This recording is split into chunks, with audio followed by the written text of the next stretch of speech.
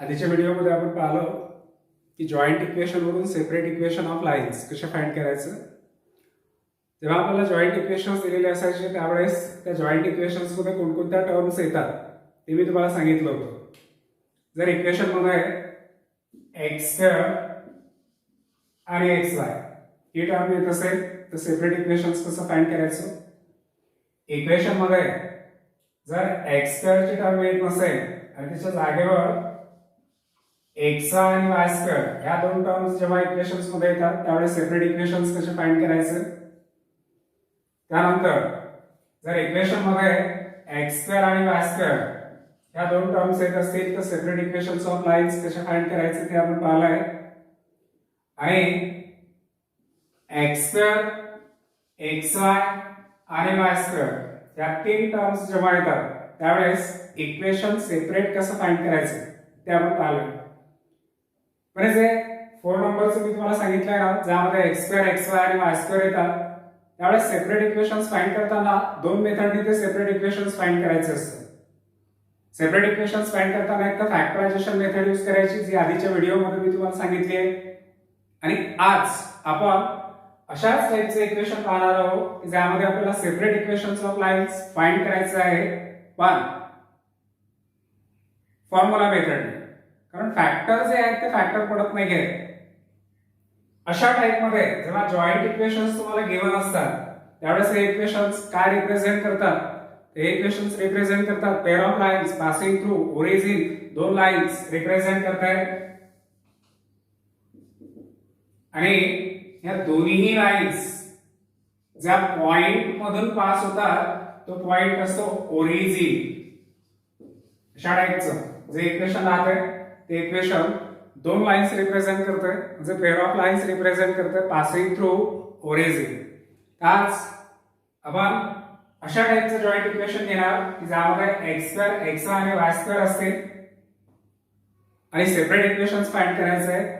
पण हे separate equations find करताना फॅक्टरायझेशन मेथडचा यूज करता येणार नाही तर आपल्याला फॉर्म्युला मेथडचा यूज करावा लागतो. आणि फॉर्म्युला मेथड काय आहे त्यासाठी 10th क्लासमध्ये जे तुम्ही क्वाड्रॅटिक इक्वेशन्स पाहिलेला आहे त्या क्वाड्रॅटिक इक्वेशनचा फॉर्म्युला माहिती असायला पाहिजे. ती फॉर्म्युला मेथड पाहण्यापूर्वी आणखी एक फॅक्टरायझेशन मेथडचाच प्रॉब्लेम मी तुम्हाला एक्सप्लेन करून सांगतोय. लक्षात द्या. Find the separate equations of lines. Equation आहे 3x square minus 2 root 3xy minus 3y square is equal to 0. हे इक्वेशन जॉईंट इक्वेशन आहे आणि या जॉईंट इक्वेशन्स वरून तुम्हाला separate equation of lines find करायचे. हे separate equations of lines find करताना कोणत्या मेथडचा यूज होतो. फॅक्टरायझेशन मेथड की फॉर्म्युला मेथड ते पहिले आपण चेक करणार आहोत. हे जे जॉईंट इक्वेशन आहे आणि या जॉईंट इक्वेशन वरून लाईनचे सेपरेट इक्वेशन्स फाइंड करायचे तर सर्वात पहिले काय करायचं. जर आपल्याला फॅक्टरायझेशन मेथडनी सॉल्व्ह करायचं असेल तर फॅक्टरायझेशन मेथडने सॉल्व्ह करायचं असेल तर एक्स स्क्वेअरचा कोएफिशियंट आहे +3 वाय स्क्वेअरचा कोएफिशियंट आहे -3 या दोघांचे मल्टिप्लिकेशन करायचे. या दोघांचे मल्टिप्लिकेशन +3 into -3 यांचे मल्टिप्लिकेशन होते -9. आता असे दोन नंबर शोधा की ज्यांचे मल्टिप्लिकेशन यायला पाहिजे -9 आणि ऍडिशन किंवा सबट्रॅक्शन जे आहे ती यायला पाहिजे -2 रूट 3. -9 याचे फॅक्टर्स खूप सारे पडतात. 9 into -1 -9 into +1 -3 into 3 असे फॅक्टर्स पडतात. तर आपल्याला ज्या फॅक्टर्सची गरज आहे ते फॅक्टर्स याचे असे येणार आहे 3 रूट 3 into रूट 3. या दोघांची मल्टिप्लिकेशन जर केली तर आपल्याला 9 मिळतं. पण हे मल्टिप्लिकेशन आपल्याला -9 पाहिजे म्हणजे या दोन पैकी कोणत्या तरी एकाला निगेटिव्ह साइन यायला पाहिजे. आता कुणाला निगेटिव्ह साइन द्यायचे हे -2 रूट 3 वर डिपेंड आहे. आपल्याला या दोघांचे ऍडिशन किंवा सबट्रॅक्शन जे आहे ती -2 रूट 3 एवढी यायला पाहिजे. त्यासाठी हे जे 3 रूट 3 आहे याला निगेटिव्ह साइन आणि जे रूट 3 आहे याला पॉझिटिव्ह साइन घ्यायची. या दोघांचे मल्टिप्लिकेशन करा या दोघांची मल्टिप्लिकेशन जर केली तर ती -9 येणार आणि या दोघांचे ऍडिशन जर केले -3 √3 प्लस √3 यांचं कॅल्क्युलेशन जर केलं तर ते येतं -2 √3. जे या -2 √3 ला तुम्ही -3 √3 प्लस √3 असं लिहू शकता.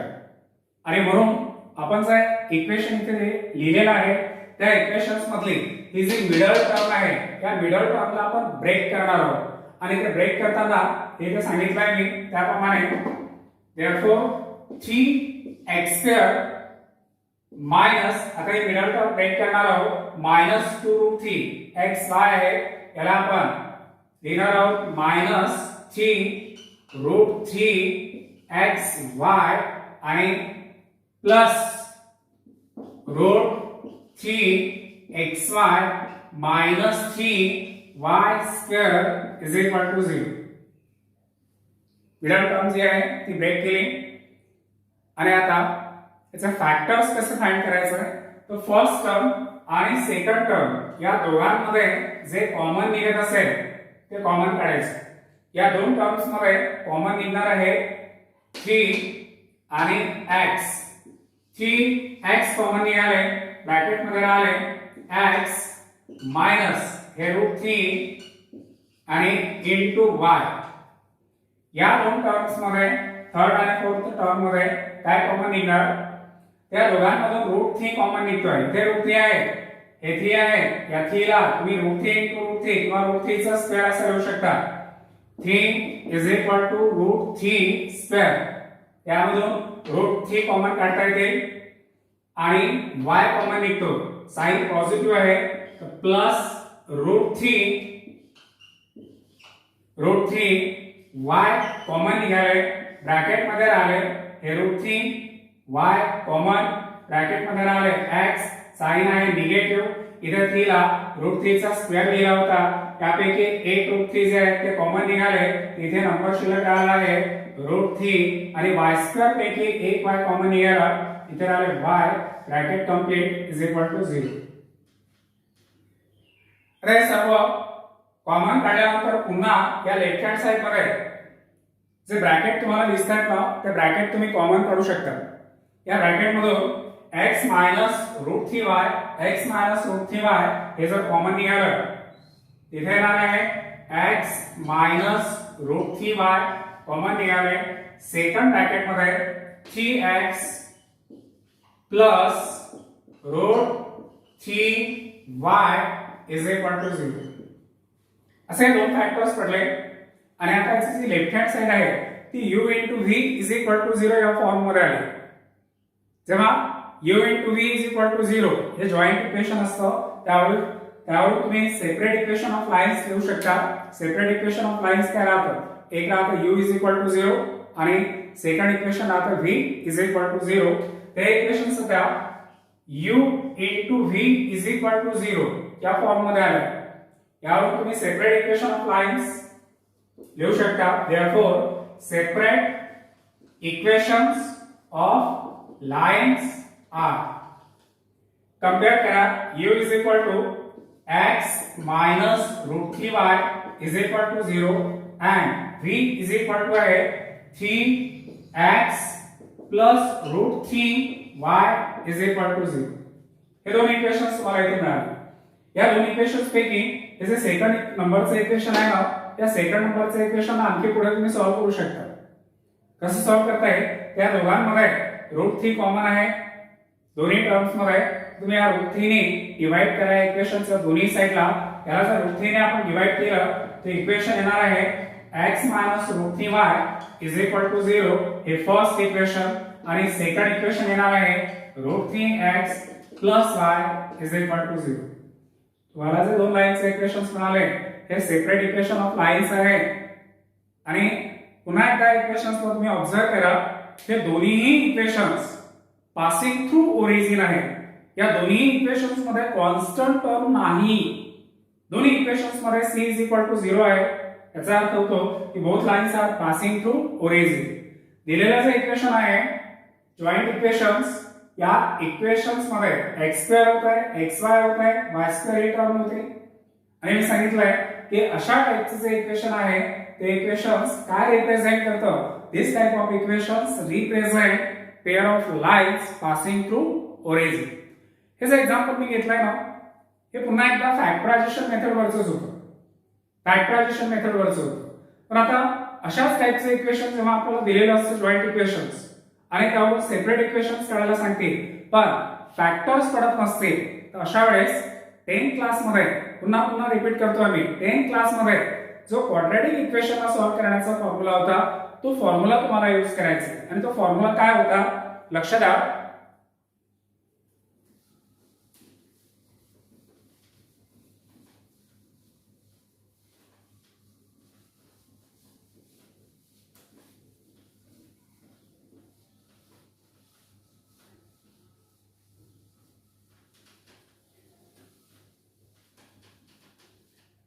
क्वाड्रॅटिक इक्वेशन्स काय राहतात. क्वाड्रॅटिक इक्वेशन आहे ax square plus bx plus c is equal to 0. हे आहे क्वाड्रॅटिक इक्वेशन. या क्वाड्रॅटिक इक्वेशन्स मध्ये ला सॉल्व्ह करण्याच्या तीन मेथड्स होत्या. फॅक्टरायझेशन, कंप्लीटिंग स्क्वेअर आणि फॉर्म्युला मेथड. जर याचे फॅक्टर्स पडत नसतील तर आपण रूट्स फाइंड करण्यासाठी फॉर्म्युला मेथड यूज करायची आणि ती फॉर्म्युला मेथड काय आहे तो फॉर्म्युला काय आहे रूट्स फाइंड करण्याचा फॉर्म्युला सर्वांना माहिती आहे. x is equal to minus b plus minus under root b square minus 4ac upon 2a. x is equal to minus b plus minus under root b square minus 4ac upon 2a हा formula आहे quadratic इक्वेशनचे roots find करण्याचा. आणि या फॉर्म्युल्याचा use करून आता आपण जे जॉइंट इक्वेशन्स आपल्याला दिलेला आहे त्या जॉइंट इक्वेशन्स वरून फाइंड करणार आहोत सेपरेट इक्वेशन्स. जेव्हा फॅक्टर्स पडत नसतील तर फॅक्टरायझेशन मेथडनी जर सॉल्व्ह करता येत नसेल तर मग हा जो फॉर्म्युला मी इथे सांगितलेला आहे या फॉर्म्युल्याचा यूज करून आपल्याला separate equation of lines find करायचे. लक्षात आता एक इक्वेशन मी इथे लिहितोय. जॉइंट इक्वेशन आहे x स्क्वेअर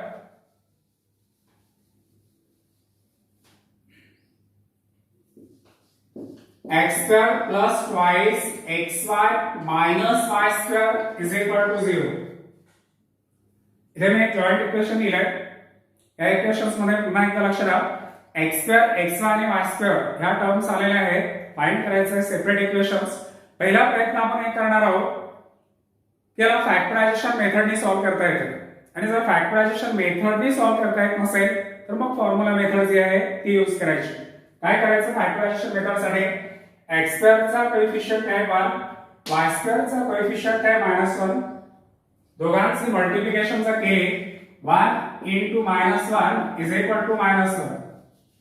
तुम्हाला असे दोन नंबर शोधायचे आहेत की ज्यांची मल्टिप्लिकेशन -1 आहे आणि ऍडिशन किंवा सबट्रॅक्शन जी आहे ती +2 यायला पाहिजे. अरे -1 चे फॅक्टर्स जर फाइंड करायचे झाले तर 1 into -1 बस एवढे येतात. आणि या दोघांची ऍडिशन जर केली किंवा सबट्रॅक्शन जर केली तर ते +2 एवढे येणार नाहीये. त्यामुळे याला सॉल्व्ह करण्यासाठी या इक्वेशन वरून separate equation of lines find करण्यासाठी जी फॅक्टरायझेशन मेथड आहे ना त्या फॅक्टरायझेशन मेथडचा यूज होणार नाही. म्हणून आता आपल्याला सॉल्व्ह करण्यासाठी फॉर्म्युला मेथडचा यूज करायचा आणि फॉर्म्युला मेथडचा यूज करण्यासाठी इथे दिलेलं जे इक्वेशन आहे ना ते इक्वेशन सर्वात पहिले क्वाड्रॅटिक इक्वेशनच्या फॉर्म मध्ये आणायचं. क्वाड्रॅटिक इक्वेशनच्या फॉर्म मध्ये कसं आणायचं लक्षात घ्या. इथे जे इक्वेशन तुम्हाला दिलेलं आहे या इक्वेशनला काय करायचं या इक्वेशनच्या दोन्ही साइडला x स्क्वेअर ने डिवाइड करायचं. Dividing both sides by x square.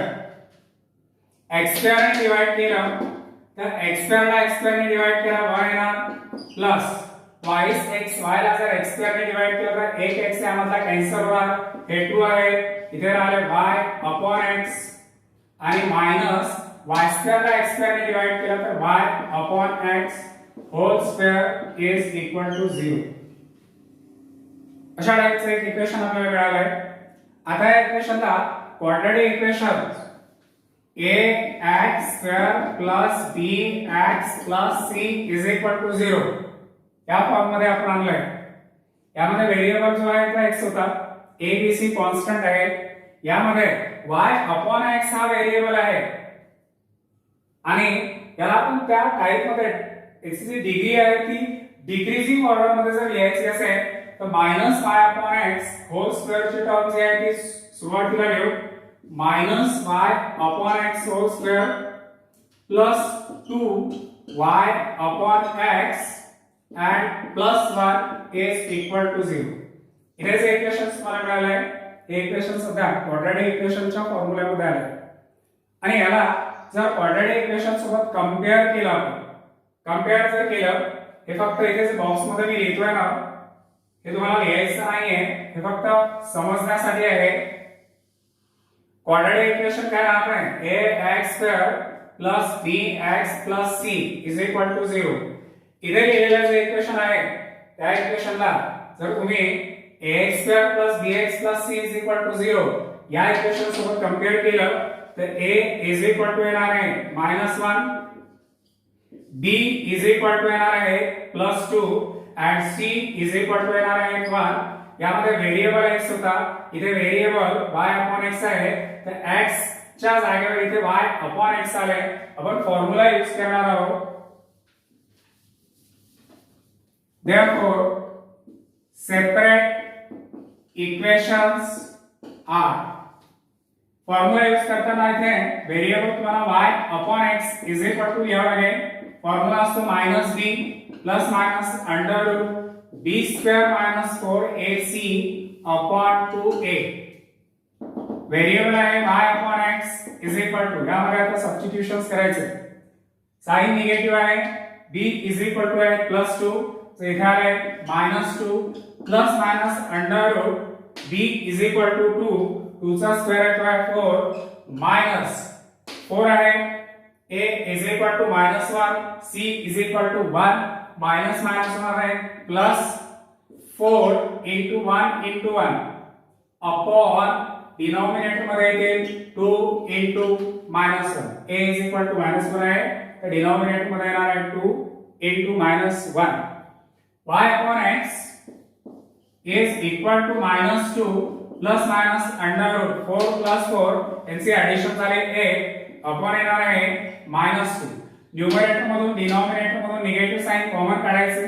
y upon x is equal to minus in bracket 2 plus minus इथून निगेटिव्ह साइन जरी कॉमन निघाले तरी इथे प्लस मायनस होणार, प्लस चे मायनस होते मायनस चे प्लस होते जर आपण साइन प्लस मायनसच लिहिणार आणि याला मिक्स मध्ये लिहायचे रूट 8 याला लिहिता येतं 2 रूट 2 आणि अपॉन मध्ये येतील -2.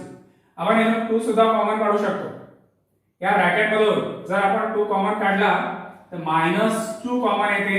इथे आले 1 प्लस मायनस रूट 2 अपॉन -2. हे -2 काय होणार आहे कॅन्सल. -2 कॅन्सल झाले. इक्वेशन मिळालंय y upon x is equal to 1 plus minus root 2. आता क्रॉस मल्टिप्लिकेशन जर केलं तर y अपॉन x होत आहे. हे अपॉन मधले x याची साइड चेंज करा. इथे येणार आहे into x. इथे साइन्स आहेत त्या दोन आले प्लस आणि मायनस. आता जे जॉइंट इक्वेशन आपल्याला मिळाले ना ते u into v is equal to 0 या फॉर्म मध्ये नाहीये. तरी पण आपण दोन लाईन्सचे दोन सेपरेट इक्वेशन्स लिहू शकतो. यावरून सेपरेट इक्वेशन ऑफ लाइन्स आपल्याला लिहिता येतील. Therefore separate equations of lines are एका लाईनचे equation y is equal to positive sign घ्यायची 1 प्लस रूट 2 इंटू x आणि सेकंड लाईनचे इक्वेशन येणार आहे y is equal to 1 minus root 2 into x. पुन्हा एकदा दोन्ही इक्वेशन्स ऑब्झर्व करा. या दोन्ही इक्वेशन्स मध्ये कॉन्स्टंट टर्म नाही. हे इक्वेशन्स मी मुद्दाम y is equal to mx या फॉर्म मध्ये राहू दिले. y is equal to mx आणि तुम्हाला माहिती असेल y is equal to mx या फॉर्म्युल्याचं नाव आहे स्लोप ओरिजिन फॉर्म.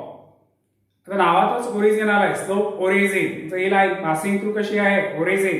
इथे जे दोन्ही इक्वेशन्स तुम्हाला मिळालेले आहेत हे दोन्हीच्या दोन्ही equations y is equal to mx या फॉर्म मध्ये आहे. जो both lines are passing through origin.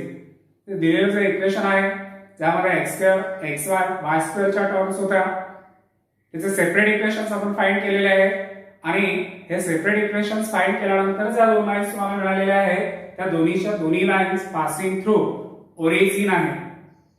तर ही जी मेथड होती ही होती फॉर्म्युला मेथड. अशा प्रकारे जेव्हा फॅक्टरायझेशन मेथडनी जॉइंट इक्वेशन वरून सेपरेट इक्वेशन जर तुम्हाला फाइंड करता येत नसते तर मग फॉर्म्युला मेथड जी आहे ना तर फॉर्म्युला मेथडचा यूज करून तुम्ही लाईनचे सेपरेट इक्वेशन्स फाइंड करू शकता. आणखी एक इक्वेशन आपण पाहणार आहोत की ज्यामध्ये फॅक्टरायझेशन मेथड नाही तर फॉर्म्युला मेथडनी तुम्हाला जॉइंट इक्वेशन्स फाइंड करावे लागतात.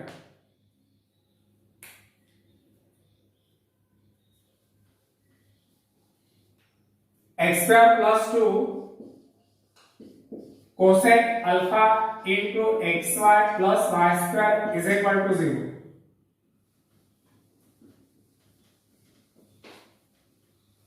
हे जॉइंट इक्वेशन आहे आणि या जॉइंट इक्वेशन वरून सेपरेट लाईनचे इक्वेशन्स फाइंड करायचे. हे separate equation of lines find करण्यासाठी ट्रिग्नोमेट्रिक फंक्शन्स आले यामध्ये कोसेक अल्फा फॅक्टरायझेशन मेथडने सॉल्व्ह होणार नाही. आपल्याला सेपरेट इक्वेशन्स फाइंड करण्यासाठी फॉर्म्युला मेथड जी आहे ती यूज करावी लागते आणि ती मेथड यूज करण्यासाठी सर्वात पहिले आपण काय करायचं या इक्वेशनला क्वाड्रॅटिक इक्वेशन्सच्या फॉर्म मध्ये घेऊन यायचं आणि क्वाड्रॅटिक इक्वेशनच्या फॉर्म मध्ये आणण्यासाठी इक्वेशनच्या दोन्ही साइडला डिवाइड करायचं. Dividing both side by x square. तुम्ही लास्ट टर्म पासून सुरुवात करतोय जेणेकरून डिग्री जी आहे इक्वेशनची ती डिक्रीजिंग ऑर्डर मध्ये येणार आहे. पहिली डिग्री 2 मग 1 मग 0 इज इक्वल टू 0. सुरुवातीला x स्क्वेअर ने y स्क्वेअर ला डिवाइड केलं तर इक्वेशन येणार आहे y upon x whole square. x square ने या 2 कोसेक अल्फा xy ला डिवाइड केलं तर प्लस 2 कोसेक अल्फा यामधला एक x कॅन्सल होतो इथे राहणार y अपॉन x आणि प्लस x स्क्वेअर ला जर x स्क्वेअर ने डिवाइड केलं तर 1 इज इक्वल टू 0. आता जे इक्वेशन तुम्हाला मिळाले ना हे इक्वेशन सध्या क्वाड्रॅटिक फॉर्म मध्ये आलेलं आहे आणि क्वाड्रॅटिक फॉर्म मध्ये आला आहे त्याला कंपेअर करून तुम्ही a b c च्या व्हॅल्यूज देऊ शकता. a is equal to coefficient of y upon x whole square तो आहे 1. b is equal to coefficient of y upon x तो आहे तो 2 cosec alpha and c is equal to 1. यामध्ये x is equal to y upon x by using formula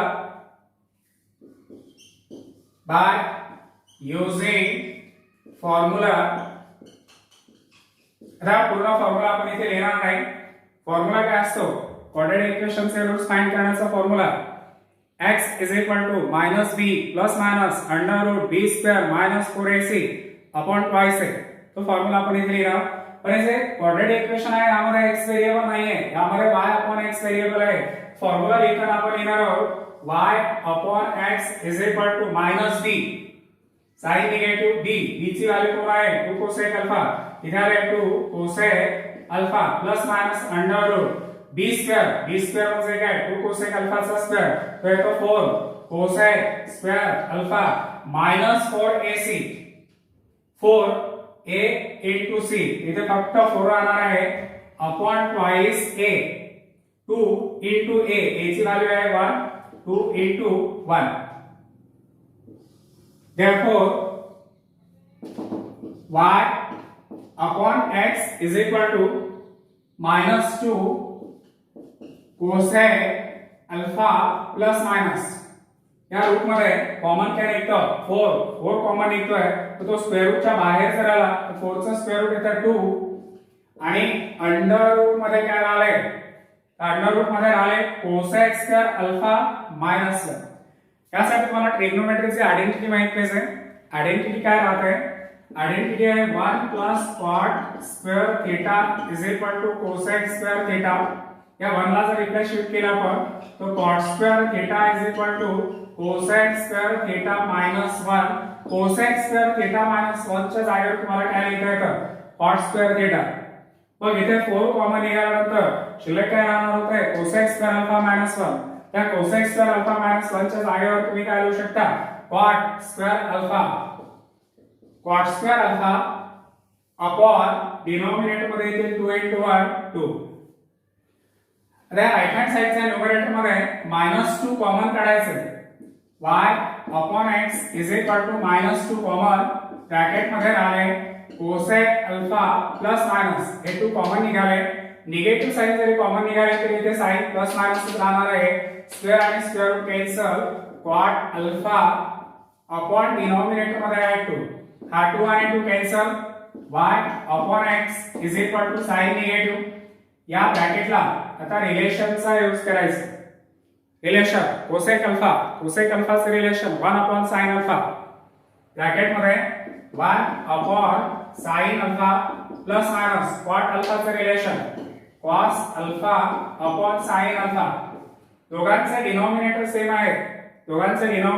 आहे त्याला लिहितात y upon x is equal to minus in bracket 1 plus minus cos alpha upon sin alpha आता यांचं करा cross multiplication जर केलं तर sin alpha into y इकडे येणार आहे sin alpha into y is equal to minus in bracket 1 plus minus cos alpha into x 1 plus minus cos alpha into x ला निगेटिव्ह साइन आहे याची साइड जर आपण चेंज केली त्याला जर आपण लेफ्ट साइडला घेऊन आलोय ते इक्वेशन्स आपल्याला असं मिळेल 1 plus minus cos alpha into x plus sin alpha into y is equal to 0 आता जे इक्वेशन मिळालंय ना हे अजून एक जॉइंट इक्वेशनच आहे पण हे सध्या u into v is equal to 0 या फॉर्म मध्ये आलेलं नाहीये मग आपण सेपरेट लाईनचे इक्वेशन्स कसे फाइंड करायचे कसे लिहायचे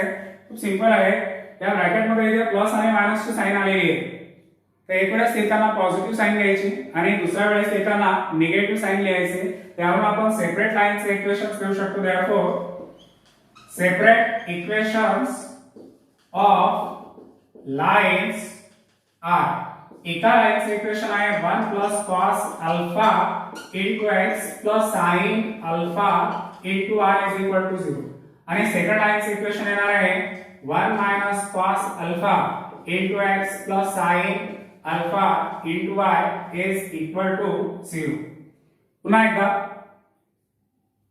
हे दोन्ही इक्वेशन्स जर तुम्ही पाहिले तुमच्या लक्षात येईल या दोन्ही इक्वेशन्स मध्ये कॉन्स्टंट टर्म्स आलेले नाहीये फक्त x आणि y हे दोनच टर्म्स आलेले आहेत याचा अर्थ होतो की या ज्या दोन्ही लाईन्स आहेत त्या पासिंग थ्रू ओरिजिन आहेत की अशा टाइपचे जे इक्वेशन्स तुम्हाला दिलेले असतात ज्यामध्ये x2 xy आणि y2 येतात ते इक्वेशन्स नेहमी काय रिप्रेझेंट करतं pair of lines passing through origin आपण या चॅप्टर मध्ये आतापर्यंत पाहिलंय की जॉइंट इक्वेशन्स कसे फाइंड करायचे जॉइंट इक्वेशनला ऑर मध्ये दुसरं नाव आहे कंबाइंड इक्वेशन्स कसे फाइंड करायचे आणि जॉइंट इक्वेशन जेव्हा दिलेले असतात त्यावर सेपरेट इक्वेशन ऑफ लाईन्स कसे फाइंड करायचे याच्यानंतर आता हे चॅप्टर पूर्णपणे दोन पार्ट मध्ये असं डिवाइड झालंय एक जो पार्ट आहे तो येतो pair of lines passing through origin आणि दुसरा जो पार्ट आहे तो येतो pair of lines not passing through origin तर आपण सुरुवात करणार आहोत pair of lines passing through ओरिजिनला ते आपण नेक्स्ट व्हिडिओ मध्ये पाहणार आहोत याच्यानंतरचा जो पार्ट राहणार आहे त्या पार्ट मध्ये आपण पाहणार आहोत pair of lines passing through origin त्यामध्ये मग ओरिजिन मधून पास होणाऱ्या दोन लाईन्सचं जे इक्वेशन असतं त्या इक्वेशनचं नाव काय आहे त्याला होमोजिनियस इक्वेशन्स म्हणतात होमोजिनियस इक्वेशन्स म्हणजे काय आहे होमोजिनियस इक्वेशन्स नेहमी काय रिप्रेझेंट करतं त्या होमोजिनियस इक्वेशन्स वरून फॉर्म्युले वगैरे जे आहेत ते कसे फाइंड करायचे ते सर्व आता पुढचा जो व्हिडिओ आहे त्या व्हिडिओमध्ये आपण पाहणार आहोत आतापर्यंत फक्त पेअर ऑफ लाईन्स मध्ये आपण एवढंच पाहिलंय की जॉइंट इक्वेशन्स कसे फाइंड करायचे आणि सेपरेट इक्वेशन ऑफ लाईन्स कसे फाइंड करायचे त्यानंतरचा जो पार्ट आहे pair of lines passing through origin हा आपण नेक्स्ट व्हिडिओमध्ये पाहणार ठीक आहे